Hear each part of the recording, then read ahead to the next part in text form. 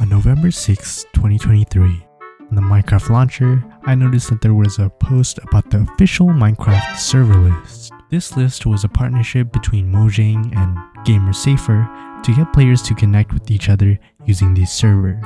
The servers that are on the list are said to be easy access, safe for all players, a fun experience, and welcoming to all players.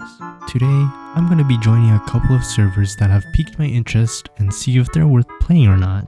Scrolling through the list of servers, there's definitely a lot of diversity between communities and server types. The most common server type on this list are SMP servers, and a lot of them have an RPG skill leveling mechanic. To my surprise, I saw the appearance of Bedrock Edition Minecraft servers, which was super cool, but I couldn't play those. My decision was that I would play 5 different servers that interested me and see if they were any good or not. However, I wasn't really interested in the servers that were already popular. I was trying to look for an underdog. Let's go over those 5 servers that I picked out and see if they're any good. The first server that I was going to try out was Miner. Essentially, it's a parkour and challenge server that was founded in 2010. They have over 600 hand-built parkour mazes, puzzles, and adventure maps that are community reviewed and curated. If you ever get confused about what to do, then you can ask in the chat. My first impressions going into it was that it was old-fashioned. What I mean is, you join the minigames using signs, and it was quite hard to navigate what minigame I was playing, because all the lobbies sort of looked the same. Either way, I joined up on the first thing I wanted to check out, which were the puzzles. Upon joining a lobby, it was, again, very hard to navigate what I should do to actually play. The first thing I had to do was play through the tutorial where you're given a guidebook and some green and yellow player heads. What you do with those heads is said by the guidebook, which is pretty long to go through, and I didn't feel like reading. The gist of the game is that there are rules you have to follow with these player heads, and you have to place them down to complete a puzzle. But I was confused where. The tutorial is set in a long hallway, and I was thinking that the puzzle had something to do with the room, but no. The actual puzzle is at the end of the hallway, where below your feet are ancient debris blocks that you place the player heads on and complete the puzzle. Once I figured that out, I thought it was pretty fun. What I think they could have done for the tutorial is introduce the rules of the player heads throughout each tutorial level, just so I can ease myself into the minigame one step at a time. But this tutorial as it is right now will throw every mechanic at you like a dodgeball. But once I learned some of the mechanics, the tutorial levels were tame and sort of simple. This attitude changed when I went into an actual level and I panicked not knowing what to do. I left that game out of sheer frustration. Going back to the main lobby, I realized that this was a really well built main lobby and was actually really easy to navigate. So I went out to try some parkour maps that they have. The first one was really good. I liked it.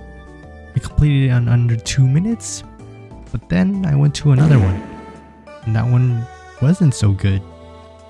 I didn't know where to start, but I knew I had to go up somehow. After 5 minutes of looking around for the starting point, I got frustrated and left. Finally, I decided to try their dropper minigame. Again, the direction that I'm supposed to go in for this game is non-existent. I saw the drop but didn't know where to drop from, so that took a little bit to figure out. When I thought I figured out how to beat the dropper, it told me that it wasn't the end. Why is it in this server there's nothing straightforward about it? Overall, I think this server is not good. The only plus that I saw from this server were the nice people who welcomed me in, and there are some hits, but mostly misses in terms of minigames. If I were to rank this server in regards to the other 4 that I was going to try out, I would put this at the bottom of my list. The next server that I joined was a nice change of pace from the first one. This server, Bingo MC, is right off the bat a much better server. It was simple and it was easy to follow what to do. All you have to do is decide whether you want to play single player, which is a really good addition by the way, or play multiplayer, which I didn't try out, but it was probably the same thing. Entering the game, you're placed in a random spot in a world, and your job is to find whatever item is listed on the map in your offhand. I I didn't play enough to figure out if you only needed a row of items to win or the entire thing, but I tried my best to get all the items. Finding the wooden and stone items are very easy to complete. However, there was what almost felt like a shortage of iron in this world, and a lot of the items on my list required iron. I could have just dug down to find iron on the Y level that it was, but I wanted to see if there was any cave level or surface level iron that I could easily access. In the end, I crafted and gathered 9 items on my map, which was pretty good. I think the concept of this server is really fun and could be a great challenge when going against friends. If I were to rank this on my list, I would put it on number 3. It's simple and safe in terms of the concept, but it's fun. I can see myself going back to this server quite a bit. This next server is coming from left field, an absolutely maniacal switch up. It's the Cubed Community server. What you essentially do in this server is that you can tour around and look at some magnificent buildings from all over the world. Exterior wise, they're really nice to look at and very detailed. If I had shaders on, this experience would be crazy. You can also build your own things in your own little world. I didn't try it, but I was just exploring every city they had. But if I were going into this server trying to build something, I would just try to build cool bases, I guess. Otherwise, I think the detail and work put into some of the cities that are in the server are remarkable, and it really shows the hard work. There's not much else for me to say about this server other than it's a good time. I'd put it at number 4 on my list. I think it's cool to see these massive cities in Minecraft, but I wouldn't see myself coming back to it. If I need some building inspo though, then I'll for sure check this out. These last 2 servers are my favorites of the 5 that I found.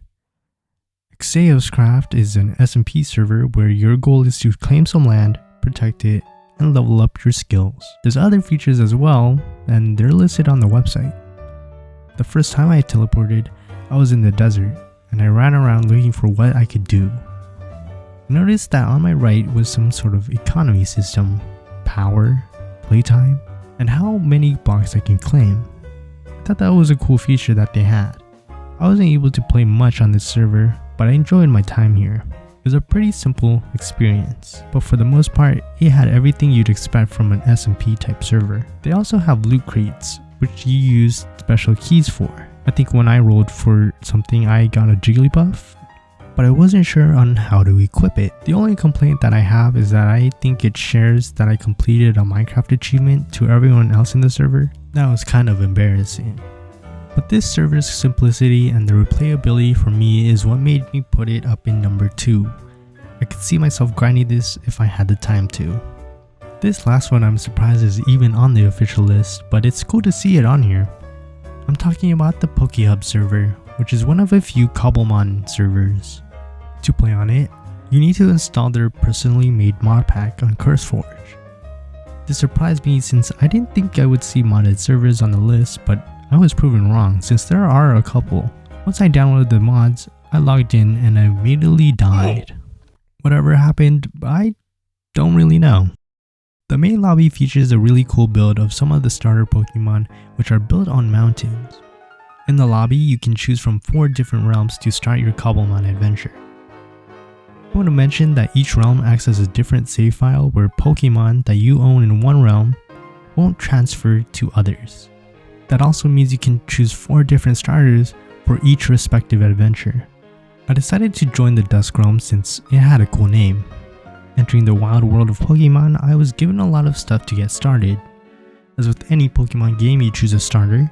I chose Trico in this realm because I was thinking about getting a Sceptile. To my surprise, Trico was level 10 to start, but then I found out quickly why that would be the case. Almost every Pokemon was at my level or above, which was insane. By default, my Trico had all attack moves and I had to change that up quickly. After training a bit, my adventure stopped once a level 17 Maru bounced on my Trico, dealing a super effective attack to its reptilian head. There is a command to heal your Pokemon out in the wild if you buy a membership for this server. If you don't want to, then you have to go to the Pokemon Center by using /lobby.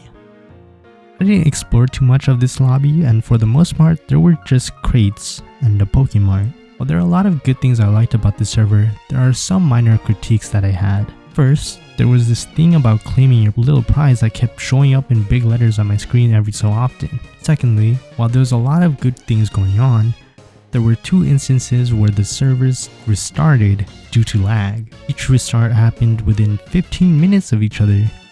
Overall, I think there's a lot of potential for this server and I hope to see it grow. It became one of my favorites because it's a Cobblemon server. I hope to battle other players in this server someday.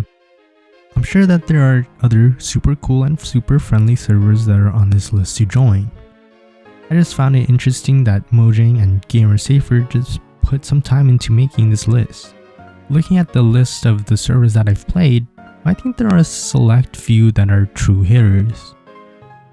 That's all for this video. I hope you enjoyed it and thanks for watching. If you enjoyed this video and would like to support this channel, then subscribe.